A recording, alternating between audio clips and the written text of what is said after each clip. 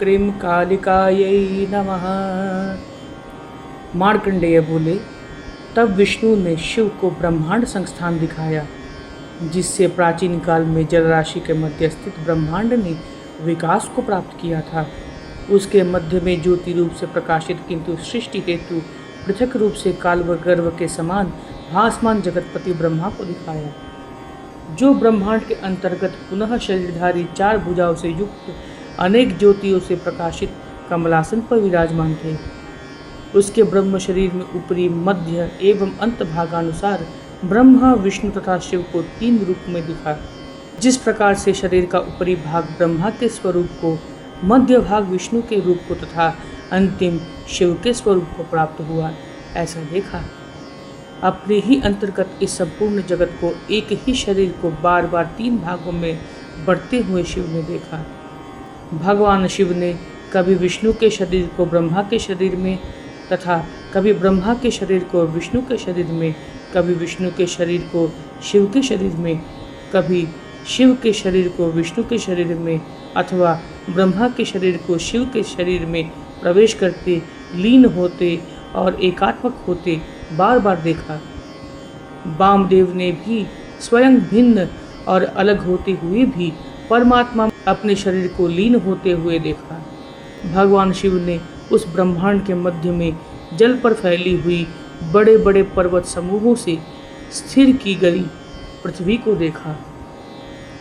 तब ब्रह्मा को प्रारंभ में स्वर्ग आदि का निर्माण करते गरुड़ासन पर विराजमान विष्णु को तथा स्वयं को भी अलग से देखा। वहाँ उसी रूप में उन्होंने दक्ष प्रजापति, अपने गणों, मरीचि आदि 10 मानस पुत्रों, वीरणी तथा देवी सती को भी देखा।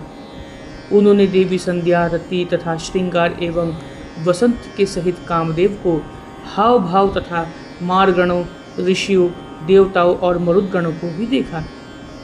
उन्होंने मेघों, चंद्रमा, सूर्य, वृक्षों, लताओं, तृणों तथा सिद्ध विद्याधरों, यक्षों, राक्षसों, किन्नरों, मनुष्यों, सर्पों, ग्रहों, मत्स्यों, कच्छपों, उल्काओं, पतंगकारी धूमकेतुओं एवं कृमि कीट पतंगों को भी देखा।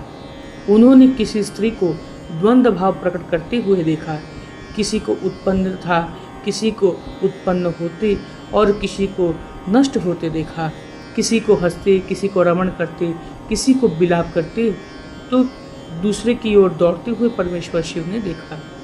पुनः कोई दिव्य अलंकारों से ढकी हुई, कोई माला चंदन आदि धारण किए थी, तो कोई खेलती हुई शिव के द्वारा देखी गई। उनके द्वारा कुछ तपस्वी और मुनिगण शिव, विष्णु तथा ब्रह्मा की स्तुति करते हुए, कुछ उनकी विशिष्ट स्तुति करते देखे गए। कोई नदी तट पर या तपोवन में तपस्या करते हुए दिखाई दिए, तो कोई वेद का स्वाध्याय में निरत है, तो कोई पढ़ते हुए भी देखे गए। उसी प्रकार 7 समुद्र, नदियाँ तथा देवताओं के सरोवरों तथा पर्वत पर स्थित स्वयं को भी शिव द्वारा देखा गया। माया को लक्ष्मी के रूप से हरि को, सती रूप से स्वयं को सम्मोहित करते हुए शंकर ने देखा। स्वयं को सती के साथ कैलाश, मेरु पर्वत, मंदराचल तथा नंदनादि देववनों में श्रृंगार रस से युक्त रमण करते देखा। जिस प्रकार सती ने अपनी सती देह को छोड़कर हिमालय की पुत्री के रूप में उत्पन्न हो पुनः शिव को पति रूप में प्राप्त किया, और जिस प्रकार अंधकासुर का वध हुआ, कार्तिकेय जिस प्रकार से उत्पन्न हुए और जिस प्रकार उन्होंने तारकासुर का वध किया, यह सब वृषभध्वज शिव ने भली भांति विस्तार पूर्वक देखा। नरसिंह स्वरूपधारी विष्णु द्वारा हिरण्यकशिपु जैसे मारा गया, जिस प्रकार कालनेमी और हिरण्याक्ष मारे गए, प्राचीन काल में दानव वीरों के साथ विष्णु द्वारा जिस प्रकार के किए गए युद्ध और जो राक्षस मारे गए, उन सबको शिव ने देखा। ब्रह्मादि तथा नक्षत्र, ग्रह, मनुष्य, सिद्ध विद्याधर आदि जगत प्रपंचों को अलग अलग देखकर स्वयं को उनका संहार करते हुए शिव ने देखा तथा संहार के अंत में उन्होंने ब्रह्मा, विष्णु और शिव को देखा।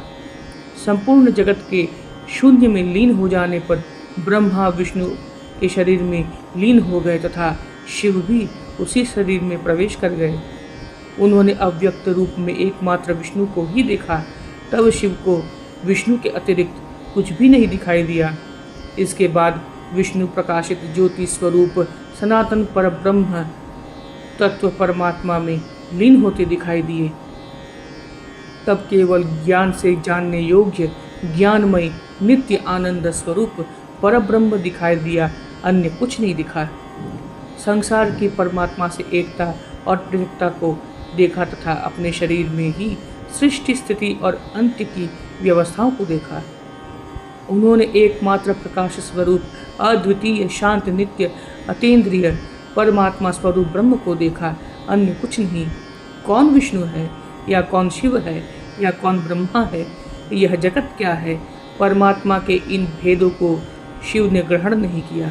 इस प्रकार जब शिव देख रहे थे तभी मायादी ने उन्हीं के शरीर से बाहर निकलकर वृषभध्वज शिव में प्रवेश किया। तब विष्णु शिव को त्रिदेवों की एकता और अनेकता दिखाकर शीघ्र ही उनके शरीर से बाहर निकल गए। तब समाधि छोड़कर शिव की आत्मा विचलित हो उठी। माया से मोहित हो उनका मन शीघ्र ही सती की ओर आकर्षित हो गया। हे द्विजतमो, तब शिव बारंबार दाक्षायणी के खिले हुए कमल के आकार वाले मनोहर मुख को देखने लगे। तब दक्ष मरीचि आदि को, अपने गणों को, ब्रह्मा और विष्णु को वहां देखकर शिव विस्मित हो गए। इसके बाद उन विस्मय में पड़े हुए मुस्कान से खिले हुए मुखमंडल वाले वृषभध्वज महादेव शिव से जनार्दन बोले, आपके द्वारा ब्रह्मा विष्णु महेश इन तीनों देवताओं की एकता और अनेकता के संबंध में जो जो पूछा गया वह सब आपके द्वारा जान लिया गया है। हे महादेव, अपने अंतर में ही प्रकृति पुरुष काल तथा माया आपसे जान ली गई है। पुनः ये कैसे है, इसको भी जाना जा चुका है। सदैव शांत नित्य महान प्रकार से ब्रह्म कैसे भिन्नता को प्राप्त करता है, यह आपने देखा, वह कैसा था।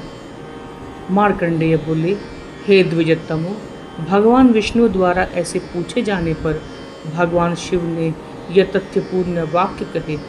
ईश्वर बोले, हे हरि, एक कल्याणकारी शांत अंतहीन अच्युत ब्रह्म ही है, उससे भिन्न कुछ भी उसके जैसा नहीं है। यह सारा संसार उससे अभिन्न है। वही सृष्टि के लिए कालादि रूप धारण करता है। वह समस्त प्राणियों का जन्मदाता है, निरंजन है। हम उसके ही शाश्वत अंश रूप है। सृष्टि स्थिति अंत आदि के प्रेरक हमारे तीनों रूप उसी भेद से प्रकट होते हैं। न मैं, न आप, न हिरण्यगर्भ, न काल, न प्रकृति या और कोई भी उसकी प्रेरणा के बिना कुछ नहीं कर सकते। यहाँ भी उसी का रूप है। श्री भगवान विष्णु बोले, हे वृषभध्वज, यह जो तत्व आपके द्वारा जाना और बताया गया है, हम ब्रह्मा विष्णु तथा शिव उसी के अंशभूत हैं। हे शंभु, ब्रह्मा विष्णु और शिव की एकता यदि आपको ज्ञात हो गई है तो यह ब्रह्मा आपके द्वारा मारे जाने योग्य नहीं है। अमित तेजस्वी विष्णु के इस वचन को सुनकर और पारस्परिक एकता को देखकर महादेव ने विधाता को नहीं मारा। हे द्विजो, वह जैसे विष्णु ने शिव को अनन्यता का दिग्दर्शन कराया, आप लोगों से मैंने कहा। अब मैं आगे का प्रसंग पुनः कहता हूँ। ओम क्रीं कालिकायै नमः।